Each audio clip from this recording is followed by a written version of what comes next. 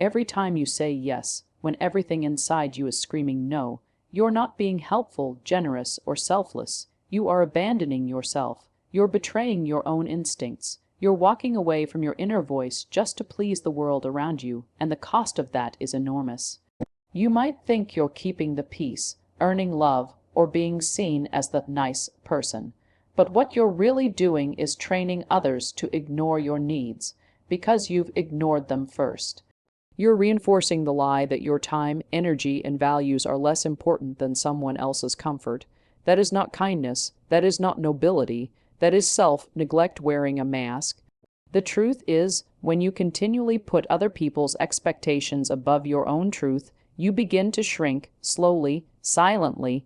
You compromise in small ways until you no longer recognize yourself in the mirror.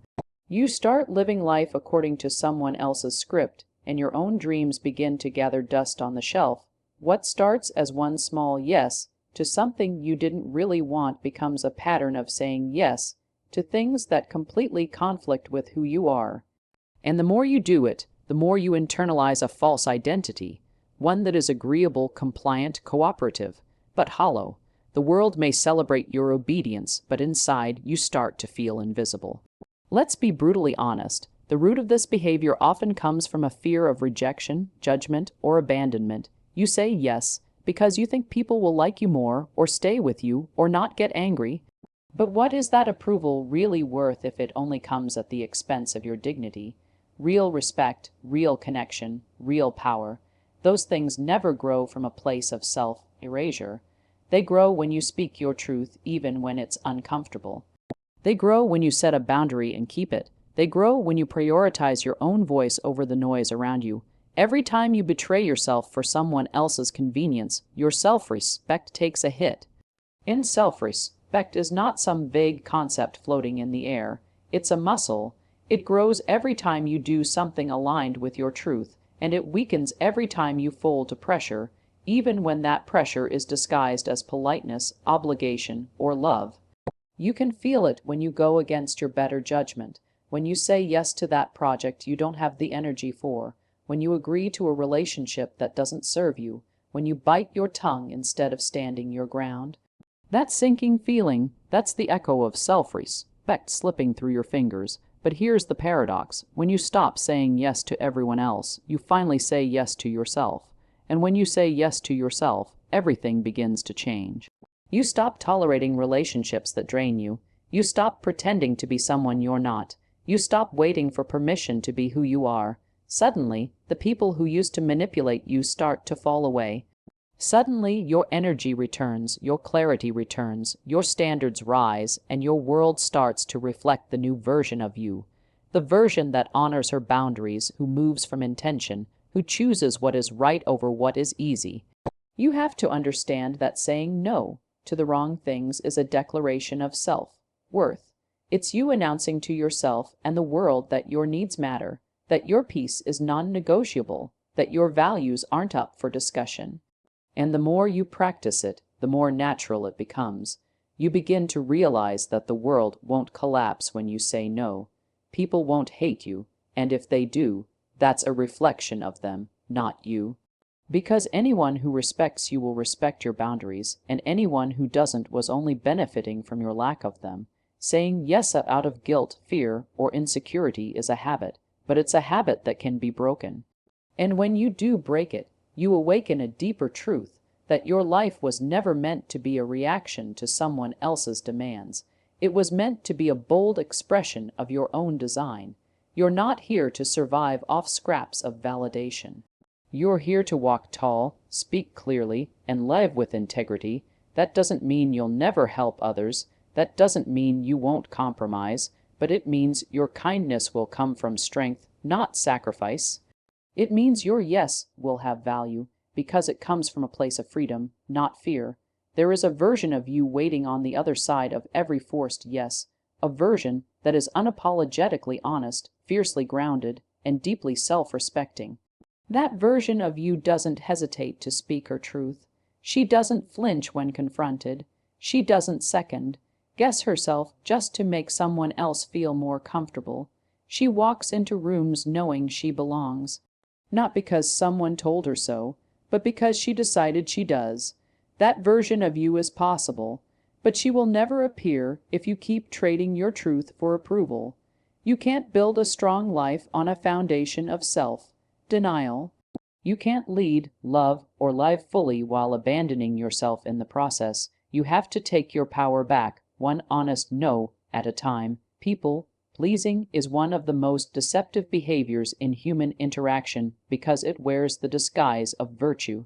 It looks like compassion. It feels like cooperation. It sounds like empathy. But underneath it all, it's fear. It's fear of rejection, fear of conflict, fear of being seen as difficult, ungrateful, or selfish. And that fear is what keeps millions of people trapped in lives that don't reflect who they truly are. You're not helping others when you people please. You're enabling dysfunction, yours and theirs. Every time you twist yourself into a version that others will accept, you're abandoning the version of you that could actually thrive. You weren't born to seek approval. You weren't built to be molded by opinions. You were created with a unique mind, with your own voice, and with a mission only you can fulfill. But people pleasing makes you forget all of that. It puts a leash around your potential and hands the other end to anyone who gives you even a sliver of attention. You start measuring your value by how agreeable you are, how much you give, how little you ask for, and slowly you teach yourself that your needs don't matter as long as someone else is happy. That mindset is a slow death. It kills your confidence, your clarity, and eventually your identity. Let's be clear. There is nothing noble about constantly sacrificing your energy, peace, and dreams so someone else can feel more comfortable. There's nothing courageous about pretending to be someone you're not just to maintain harmony. That's not love, that's not respect, that's fear management. When you live like this long enough, you become addicted to being liked, not respected, not valued, just liked. You go through life collecting shallow approval from people who don't even see the real you because you've hidden her so well. And here's the dangerous part. The more you people please, the more you attract people who expect it. People who benefit from your silence. People who use your kindness as a weapon against you. They will take your yes as default and your no as betrayal. They won't appreciate your sacrifice. They'll expect it. And when you finally get tired, because you will, they'll call you selfish. They'll call you cold, but in truth, you're just waking up. You're just remembering that your worth isn't tied to how convenient you are. The habit of people pleasing doesn't just block your growth. It distorts your vision. You stop seeing opportunities because you're too focused on avoiding disapproval. You miss the exit to your destiny because you're too busy navigating other people's comfort zones. You settle for jobs, relationships, and environments that don't challenge or inspire you simply because they feel safe. But safety built on self-denial is a trap. It's a padded cell with no windows. You don't grow in that space, you decay. It's important to realize that people pleasing is not a personality trait, it's a learned survival mechanism. Somewhere along the line, you convinced yourself that pleasing others was the only way to stay loved or accepted. Maybe it started in childhood, where saying no got you punished or ignored. Maybe it developed in toxic relationships where your boundaries were repeatedly violated until you stopped setting them. But just because it's learned doesn't mean it's permanent. You can unlearn it. You can train yourself to stop equating approval with self-worth. You can teach your nervous system that disagreement is not danger and rejection is not death. The shift happens the moment you realize that people's opinions of you are none of your business. Their comfort is not your responsibility. Their reaction to your truth is not your burden. When you free yourself from the prison of approval, you begin to act from intention, not insecurity. You start making decisions based on alignment, not anxiety. You begin to say what you mean and mean what you say, not because you're trying to offend, but because you're trying to live honestly. A life built on people pleasing is not sustainable. Eventually, the real you will fight her way to the surface. She will whisper in the quiet moments. She will cry out in your frustration. She will scream through your exhaustion. Because deep down, you know this isn't who you're meant to be. You weren't created to dim your light to make others feel better about their own shadows. You weren't created to apologize for your existence, your goals, or your standards. You weren't meant to blend in. You were born to stand out, and that requires you to stop shrinking. Learning to disappoint others in service of your own truth is one of the most powerful transformations you can go through. It's not easy, but it's necessary, because every yes you give out of fear is a no to yourself. Every time you choose silence when you should speak, compliance when you should resist, agreement when you feel discomfort, you're stepping away from your power, and power doesn't return through passive living. It returns through clarity, boundaries, and the courage to stand firm even when your voice shakes. No one is coming to save you from the pattern of people pleasing. There will be no permission slip, no applause, no easy path. The moment you decide that your peace is more valuable than popularity, that your truth is more sacred than temporary approval, that's the moment you start to reclaim yourself. Because when you no longer live to be liked, you start to live to be free. And freedom, unlike approval, is priceless. Your self-image is the silent architect of your entire life. It determines how high you'll reach, how low you'll tolerate, and what you believe you deserve. It operates like an invisible thermostat, regulating your success, relationships, happiness, and even your income. No matter how many goals you write down, no matter how many affirmations you speak, if your self-image says you're not enough, not smart enough, not worthy enough, then life will reflect that belief in every direction. You cannot outperform your self-image. You can temporarily act above it, but if the inner foundation isn't upgraded, you will always snap back to where you believe you belong. Most people don't even realize they're living inside a mental prison constructed from outdated beliefs. These beliefs weren't chosen. They were inherited. Maybe someone told you as a child that you were too loud, too emotional, too weak, or not smart enough. Maybe you grew up in a home where survival was more important than dreaming. Over time, those voices became your inner narrative, and without realizing it, you began to see yourself through a distorted lens, one shaped by fear, criticism, rejection, or neglect. The tragedy is, you began to act according to that lens. You accepted less, you aimed lower, you doubted your own worth, and the world responded to that signal. But what if you could change the lens? What if, instead of replaying old mental tapes of failure and lack, you wrote a new internal script? You see, the way you see yourself sets the standard for everything. If you see yourself as a leader, you'll act like one. If you see yourself as someone who always gets the short end of the stick, that will become your identity. This is not just about confidence. It's about identity. Identity is more powerful than motivation. You can be motivated for a week, but if deep down you still see yourself as unworthy, you'll self-sabotage. You'll pull yourself back to the level that feels familiar. Why? Because the mind is wired for congruence. It needs to make your outer world match your inner world, even if that means destroying something good. The way to shift your destiny is to upgrade the image you carry of yourself. This isn't some abstract self-help slogan. It's practical.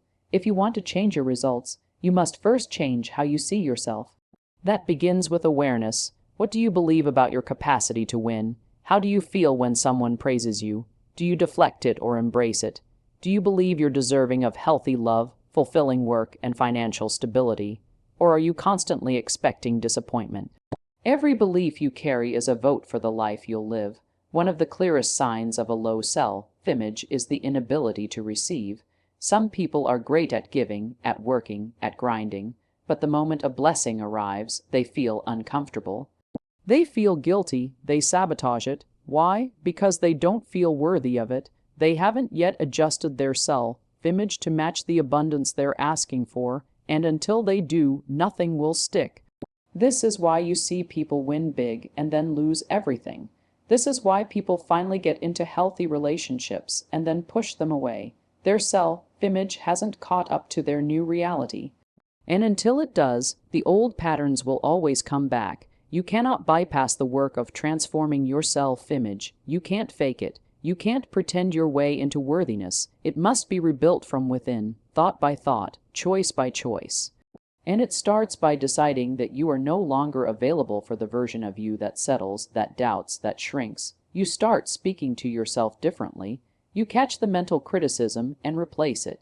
You stop tolerating environments and people who reflect your old identity, because every time you allow disrespect, every time you accept less than you deserve, you're casting a vote for the lower version of yourself. You're telling your subconscious, this is what I think I'm worth, and the subconscious always listens. Rewriting your self-image means imagining who you want to be and then showing up as that person, daily. Not waiting until you feel ready, not waiting for permission. You start aligning your actions, your words, and your habits with that version of you, the confident you, the resilient you, the you who doesn't chase, beg, or shrink.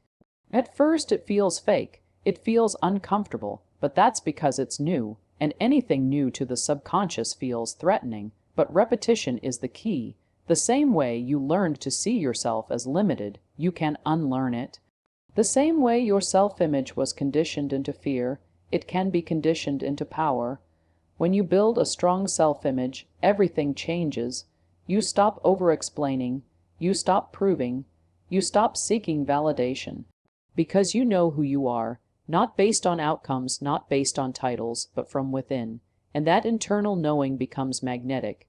It attracts better people, better opportunities, and better outcomes. People treat you according to the energy you carry, and when your energy says, I respect myself, the world will mirror that respect back to you in more ways than you can count. Negative emotions are not evidence that you're broken, weak, or doomed. They are signals. They are feedback from your inner world. They are your soul's way of getting your attention and saying, something's not right here. But most people don't see them this way. Most people feel anger, guilt, shame, sadness, or frustration, and immediately assume something is wrong with them. They panic, they suppress, they numb. They try to escape the discomfort through distractions, addictions, and false positivity. They start believing that feeling bad is a problem, instead of realizing that feeling bad is often the beginning of the solution, if you're willing to listen. You see, negative emotions aren't your enemy, they are your compass. They arise when you've drifted away from your truth, when you've violated your own boundaries, or when you've stayed in environments that don't match your values. Guilt isn't there to punish you, it's there to inform you that your actions didn't align with your principles. Anger isn't a flaw, it's a red flag that someone crossed a line or that your needs have been ignored. Sadness isn't weakness, it's a message that something you valued has been lost. When you learn to interpret these emotions instead of resisting them, you unlock a whole new level of self-awareness. You stop fearing your feelings and start using them as fuel for change. But the world has conditioned you to do the opposite. It tells you to cheer up, get over it, or stay positive.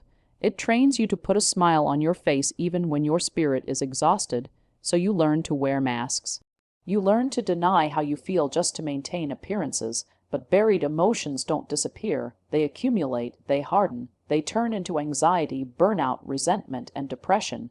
You can't heal what you refuse to face. And you can't face what you constantly label as wrong.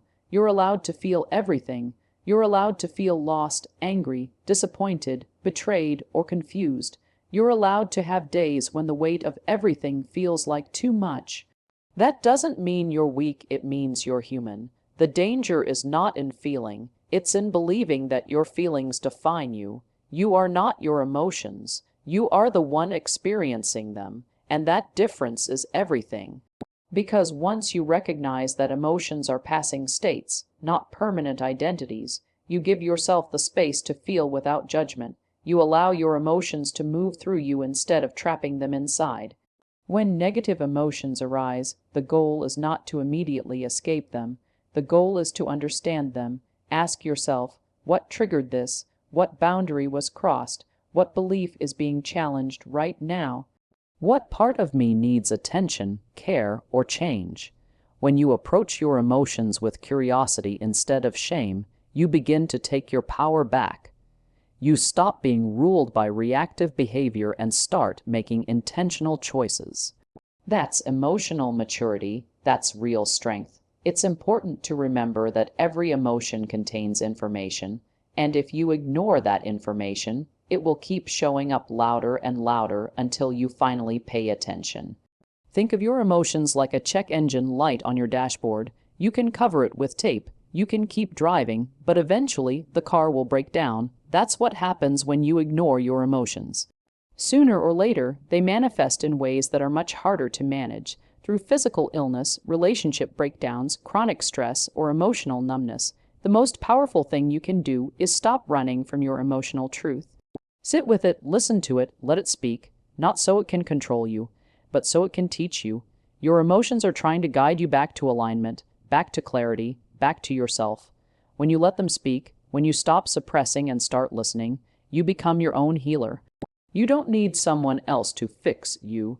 You need the courage to meet yourself where you are without trying to fast forward the process. And yes, the process can be messy. Healing isn't linear. One day you feel like you're finally over it. The next day you feel like you're drowning again. That's normal. You're not going backwards. You're cycling deeper. You're peeling off layers of emotional conditioning that have been with you for years, maybe even decades. Give yourself grace, give yourself time. Progress isn't just about feeling good, it's about understanding yourself on a deeper level. When you stop labeling your emotions as bad, they lose their power to control you. When you start asking better questions about what they're trying to reveal, you begin to evolve. And when you evolve emotionally, everything in your life rises with you. Your relationships, your decisions, your confidence, your peace. Because emotions that are processed become wisdom, emotions that are ignored become wounds. One leads to expansion, the other to contraction. The key is presence. Can you be present with your discomfort without needing to numb it? Can you allow your tears without turning them into a crisis? Can you sit in your anger without becoming destructive? That's the mastery. That's where you stop being a victim of your emotional waves and become the observer, the steady hand on the wheel while the storm passes through.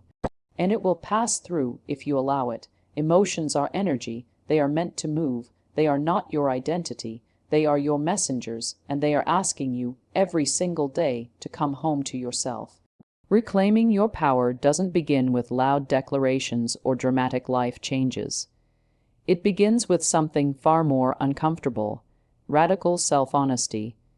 The kind of honesty that makes you sit in silence with no one to blame, no excuses to reach for, no story to hide behind. It requires looking in the mirror and telling the truth about where you've allowed your standards to slip, where you've betrayed your own values, and where you've traded your worth for convenience, approval, or fear. This isn't the glamorous part of transformation. This is the raw, gritty part, the part where illusions fall away and reality hits. And for most people, that's where resistance kicks in. But if you can stay with it, if you can face yourself without flinching, that's where your freedom begins. It's easy to talk about confidence, boundaries, and growth, but those things aren't built on inspiration. They're built on truth, and sometimes the truth is that you've tolerated too much. Sometimes the truth is that you stayed too long in the wrong relationship, played small in the presence of people who didn't value you, or remained silent when your voice was needed the most. That truth can sting. It can bruise the ego, but it's not there to shame you. It's there to wake you up. You can't reclaim your self-respect if you're still lying to yourself about where you gave it away. There comes a point in life where you have to stop rehearsing the victim story. You have to stop blaming others for where you are and start owning your role in it. Not because they didn't hurt you, not because they didn't lie, manipulate, or abandon you, but because your power is not in their hands, it's in your response. It's in your decision to no longer stay in environments that diminish you.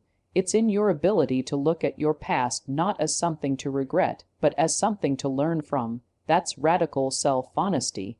It doesn't sugarcoat, it doesn't let you off the hook, it holds you accountable, not to punish you, but to elevate you. You cannot change what you continue to avoid, and avoidance has many disguises. Some people avoid through busyness. They keep moving so they never have to feel. Others avoid through distraction, social media, entertainment, other people's drama. And then there are those who avoid through false positivity. They convince themselves that everything is fine when deep down they know it isn't.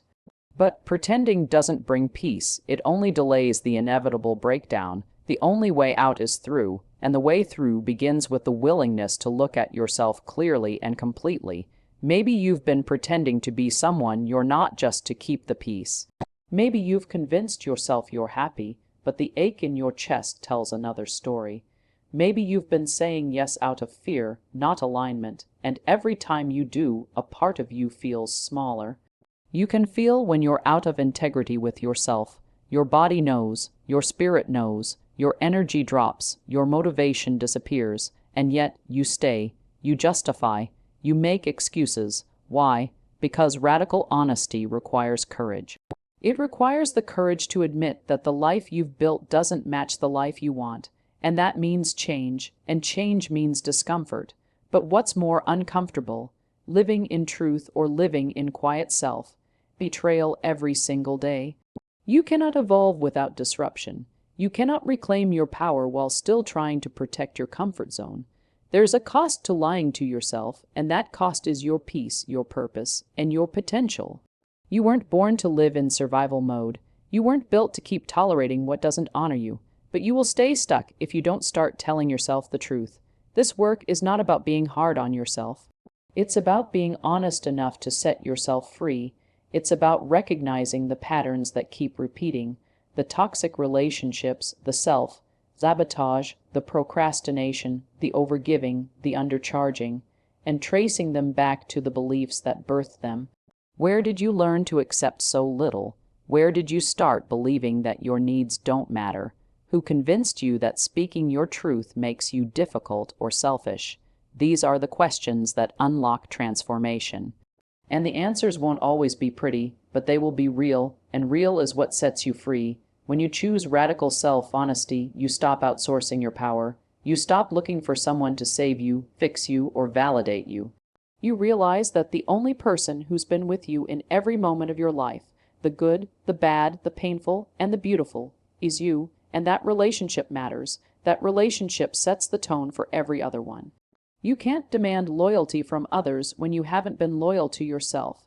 You can't ask for respect while tolerating disrespect in silence. You can't teach people how to love you when you keep abandoning your own needs just to avoid discomfort. Radical honesty doesn't mean beating yourself up. It means looking in the mirror and finally choosing you, not the watered-down version of you, not the people pleaser, not the one who blends in, not the one who plays it safe. The real you, the bold you, the powerful you, the one who knows that reclaiming your self-respect isn't about forcing others to treat you differently. It's about treating yourself differently first, and that begins the moment you stop lying to yourself about who you are and what you need. That's the moment the shift begins. That's when the real healing starts. That's when you begin to rise, not because someone gave you permission, but because you finally gave it to yourself.